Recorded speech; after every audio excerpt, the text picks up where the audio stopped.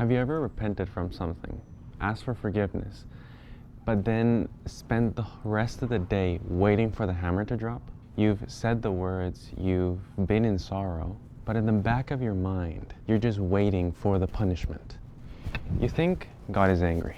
You think He's cynical.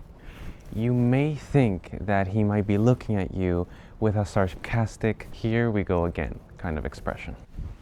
I had spent so much time in that loop: repent, fear, and repeat. I knew the verses about mercy in the Bible, but I didn't feel that they were real until I was praying the other day, and the realization hit me like a physical shock. If I think God is legalistic, it's because I'm legalistic. If I feel that God is waiting for me to fail, it's because I'm waiting to fail or to see other people fail. You see, we project our own harshness, our lack of mercy, and our own cynicism to the creator of the universe. We're not afraid of God. We're afraid of the judge we've created in our own minds.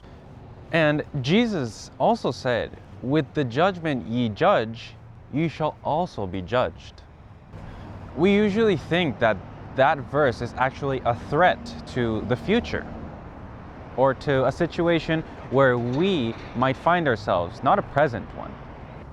But what if it's actually a reality of our present time, or in the moment? What if your ability or our ability to see God's mercy is tied to our willingness to show it?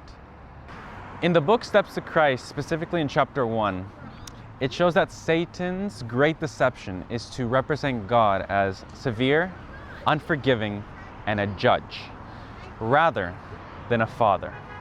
He wants you to think or to see that He is the exact reflection of your fallen, judgmental nature, and not the father like in the parable of the prodigal son that ran towards to embrace his long and thought to be dead son, which represents us. And the shock is that God isn't the one holding the hammer. It's you and me. And we're just projecting it onto Him. And so the big question to be answered for us this week is, how do we flip that mirror? And here's what I mean. The first aspect we should really focus on is to audit our judgment. The next time you feel that God is disappointed or angry at you, ask yourself, who am I holding a grudge, or what has happened in today or the week that has made me so bitter? The second point is to practice radical mercy. Start giving people the benefit of the doubt.